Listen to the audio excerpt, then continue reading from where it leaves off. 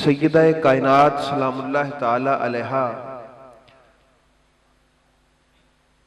ऐसी अल्लाह की रजा पे राजी हैं, ऐसी अल्लाह के रजा पे राजी हैं। वैसे तो सारे सालेहीन अल्लाह की रजा पे राजी हैं, सारे साले मोमिन मर्द और सालेहात यानी मोमिना औरतें वो अल्लाह की रजा पे राजी हैं, मगर सैयदा कायनात ऐसी राजिया हैं, ऐसी मर्जिया हैं कि उनकी रजा से अब खुदा भी राजी है और मुस्तफ़ा भी राजी है। ये मेरे रसूलुल्लाह सल्लल्लाहु अलैहि वसल्लम ने फरमाया है, फरमाया मेरी बेटी जिससे तू राजी उसी से मुस्तफ़ा राजी, उसी से मुस्तफ़ा का खुदा राजी, और जिससे तू नाराज उसी से मुस्तफ़ा नाराज और उसी से मुस्तफ़ा का खुदा भी नाराज। इसलिए उस पाक बीबी सलामुल्लाह ताला अलैहा की बारगाह में हाजिरी एक शर्फ है, एक फजीलत है, एक सादत है कि बारगाहे सैयदतुन निसाउल आलमीन में हाजिरी पेश की जाए। तो अहबाब गिरामी ये बात ज़हन नशीन रहे कि सैयदा कायनात सलामुल्लाह ताला अलैहा इस कायनात में कुतबियत कुबरा के मकाम पे फाइज हैं। कायनात की पहली कुतब मेरे महबूब करीम अलैहिस्सलाम की उम्मत में पहली कुतब। तो इसलिए अहबाब गिरामी ये सिलसिला, बल्कि वो तो ऐसा कुतब का फैज है कि उनके बतने अतहर से जन्म लेने वाला हसन वो भी कुतबे कबीर, और कुतबियत का और सैयदा का आपस में ऐसा रिश्ता है। कुतब कहते हैं सीधे सीधे लफ्जों में संभालने वाले को। सादा सी मैं ज्यादा झंझट में पड़ने के अलावा सीधी सी मैंने आपको बात बता दी। कुतब किसको कहते हैं? संभालने वाले को, जो ऐसे चला रहा हो कि संभाला हुआ भी उसी ने हो। अल्लाह उसको कुतब कहता है कि जिसको संभालने की कुव्वत अता फरमाई हो, उसको कुतब अल्लाह ताला की नजर में वो कुतब होता है। तो अहबाब गिरामी ये तयशुदा अमर है, इसमें किसी फिरके और मसलक का इख्तिलाफ नहीं है, ना अहले तशय्यो का ना अहले तसन्नुन का, किसी का भी इख्तिलाफ नहीं है। अहले हदीसों के उलमा हों, देवबंद के उलमा हों, बरेली के उलमा हों, कोई भी हों, इस बात पर सब मुत्तफिक हैं कि कुतबे कबीर जब भी होगा वो सैयदा फातिमा की औलाद में से होगा। बाकी कुतब हो सकते हैं, बाकी कुतब हो सकते हैं, लेकिन कुतबे कबीर सिर्फ फातिमी हो सकता है, सिर्फ फातिमी हो सकता है। तो जो फातिमी ऐसी निस्बत है कुतबियत की और सैयदा कायनात की कि कायनात में क़यामत तक सबसे बड़ा संभालने वाला उसी बीबी का बेटा, जिसको अल्लाह ने संभालने वाला बनाया हुआ होगा। इसलिए अहबाब गिरामी ये हम खुशबख्त हैं कि हम उस पाक बीबी को सलाम पेश कर रहे हैं कि जिस जस्द अतहर से अलग होने वाले टुकड़े भी कुतब हैं, और ऐसे कुतब हैं कि क़यामत तक कुतबियत कुबरा जिनको ज़ेबा है, जिनको सजती है, जिनके लिए ये कुतबियत कुबरा बनाई गई है, जिनको खिलाफत कुबरा अता की गई है, जो बातनी कुतब हैं और बातनी खुलाफा हैं। तो इसलिए अहबाब गिरामी सलूट है हमारा उस पाक बीबी को कि जिसके लिए क़यामत वाले दिन फकत प्रोटोकॉल होगा, फकत जिनके लिए प्रोटोकॉल होगा।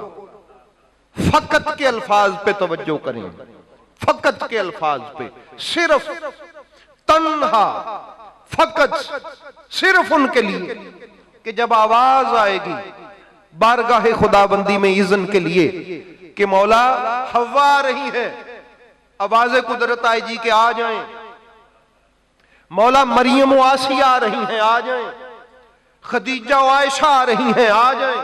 बड़े बड़े नाम हैं, कोई नाम भी छोटा नहीं है, बड़े बड़े नाम हैं, मगर जो ही पैगाम जब सैयदा कायनात का हम पर वो मामला होगा तो अल्लाह रब्बुल आलमीन की वारगा से निदा होगी, ठहर जाइए। हजारों हूरें जन्नती लिबास से आरास्ता होकर सैयदा कायनात की कनीजें बनकर इर्द गिर्द हो जाएंगी और इर्द गिर्द खादमियत और नौकरी पेश कर रही होंगी उन नूरानी हूरों के जुलूफ में। फिर वो काफिला चलेगा, फिर भी नहीं, फिर भी ऐलान होगा, या अहलल जम, या अहलल महशर गुद्दू अबसारकुम व नक्किसू रऊसकुम, आंखें झुका लो ताकि किसी की नजर भी उसके जलवे पर न पड़ सके। नक्किसू रऊसकुम, गर्दनें भी झुका लो, अपने सर खम कर लो। आज लोग इस गर्दन के झुकने पर तरह तरह की फकाहतें बखेरते फिरते हैं। बरोज़े हश्र ऐलान सुना जाएगा, गर्दनें भी झुका लो ताकि अजमत सैयदा की तुम्हें समझ आ सके।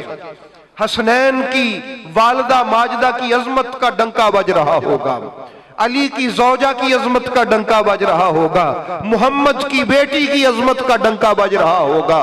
क़यामत वाले दिन गर्दनें झुक रही होंगी, नजरें नीची हो रही होंगी। हत्ता तमुर्र फातिमा तो बिन्ते मोहम्मद, यहां तक के मेरे पाक मोहम्मद की बेटी फातिमा गुजर।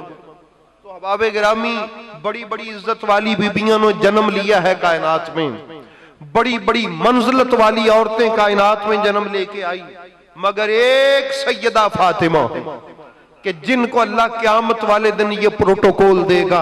और ये बता दिया गया दुनिया वालों को, बता दिया गया दुनिया वालों को कि लोगों ये मंजिलत वाले हैं, ये मकाम वाले हैं, ये उलिया हैं, ये बुलंद हैं, ये बड़े हैं, इनके लिए प्रोटोकॉल है।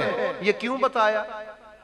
इसलिए कि उनका प्रोटोकॉल है, इसलिए नहीं ताकि तुम्हें पता चले कि इज्जत वालों के साथ लग जाओ, इज्जत वाले घर की निशानदही हो जाए, इज्जत वाली दहलीज का पता दे दिया जाए, मंजिलत वाले घर को जो है वो जाहिर कर दिया जाए, ताकि पता चले कि क़यामत वाले दिन भी जो सबसे इज्जत वाला घर होगा वो मोहम्मद अरबी का घर होगा। वो यही सैयदा ज़हरा की पाकज़ात होगी, सैयदा फातिमा की पाकज़ात होगी। तो अहबाब गिरामी, फिर हमारा हक बनता है कि हम भी उनकी गुलामी का पटा अपने गले में, हम गुलाम हैं उनके, और उनकी गुलामी से तौहीद का फैज मिलता है, उनकी गुलामी से रिसालत का फैज मिलता है, उनकी गुलामी से दुआ करने का ढंग आता है, उनकी गुलामी से अल्लाह की बारगाह में मुनाजात का सलीका मिलता है, उनकी गुलामी से तौहीद का फैज सीने में उतरता है, उनकी गुलामी से अल्लाह की अहदियत का फैज सीने में, इस अकीदे का फैज सीने में उतरता है। इसलिए अहबाब गिरामी, उनकी गुलामी एक इंसान को बंदा बना देती है। कौन सा बंदा? अल्लाह का बंदा बना देती है। इसीलिए ये ज़हन नशीन रहे कि ये जो बात है ना फकीरी की और अल्लाह की बारगाह में सजदों की चाशनी की, ये तब तक नसीब नहीं होती जब तक बंदा उस सजदा के उस कौल को समझ ना ले। काश ये रातें इतनी लंबी होती, काश ये रातें इतनी लंबी होती कि मैं सजदे में सर रखती और दिन ना निकलता, हत्ता कि मुझे तस्कीन हासिल हो जाती। इस सैयदा कायनात के एक जुमले में इबादत गुजारों के लिए हजारों निशानियां, इबादत गुजारों के लिए, सजदा गुजारों के लिए, अल्लाह के सामने सर झुकाने वालों के लिए बेबहार राज छुपे हुए हैं कि लोगों, अगर सजदे की चाशनी है तो पाक बीबी सैयदा के इस कौल को तलाश करो, और इसमें छुपे हुए राजों का पर जो नकाब है, अगर वो न सिरकेंगे कभी सजदों की लज्जत नसीब न होगी, कभी सजदों की चाशनी नसीब न होगी। अगर सजदों की चाशनी चाहिए तो इस दहलीज की गुलामी करो। ये हर जगह पे मेरा ये ऐलान होता है